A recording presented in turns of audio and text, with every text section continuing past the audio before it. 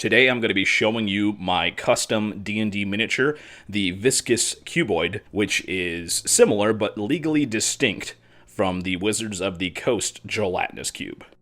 As you can see here, there's some finished shots of the two prototypes. Now, I got this idea originally when I was in the grocery store and I saw these little snack packs, which seemed to be similar to the size of a gelatinous cube, so I thought maybe I could make something with this. So first process was I did some green stuff on the little cube, and I decided to go with like a big mouth thing, just to kind of make it, interesting and unique. I was going to put eyes on it. I might try that for my next one. And then I used just a hot glue gun to make a little... And this is how I actually got the texture on the original miniature. And then I just kind of put it in the bigger thing. I got some cheap old mold making stuff. You can find this in Michael's. It's online right now for $12 on Amazon. It's cheap stuff. It seems to work okay. You will need to do a little bit of a rumble to make sure there's no bubbles. You can easily do that by tapping on the container as it sets. Here we are. So resin takes a very long time to set. So make sure your mold is sturdy and secure. So here is the finished product.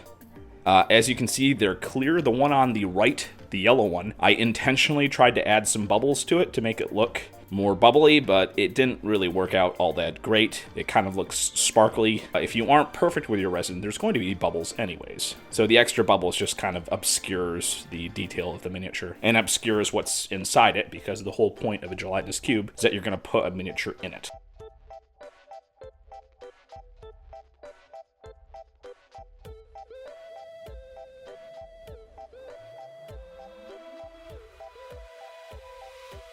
So here's the slightly larger clear one. As you can see, it very easily goes right over a standard D&D miniature. And you can clearly see that the miniature is in there. So I think that's very nice. This is a bit of a smaller one, but still deep enough to easily go over your standard D&D mini. Nom nom nom nom. I'm gonna eat you. Yep, now they're inside. Don't worry, he's fine.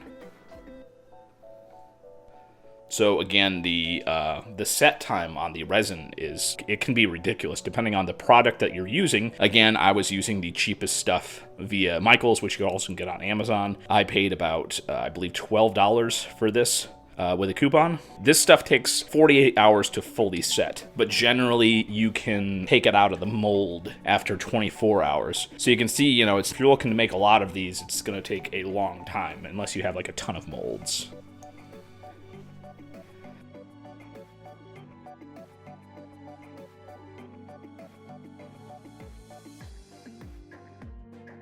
And here we have the original gelatinous cube that I custom made myself. And this was just with foam board mold. So basically you had to tear away the mold after you were done, and then use fine grit sandpaper to get the resin looking nice and clear again. So it was a little bit messier, but honestly, I think it looks a lot better. And here's the big old one, which again, I tried to make it look like it was moving. As you can see, I kind of put in a bunch of skeletons and stuff in the sides.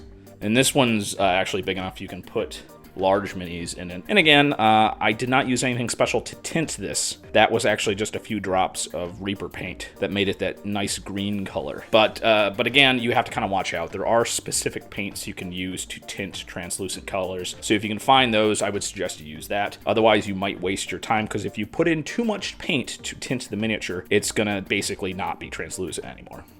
And again, I wish I had something square to make the kind of hole a little bit nicer. On the original miniature, of course, I used a Chessex little dice container, which actually works out pretty nice. So there you have it, the finished cuboid, Viscous Cuboid.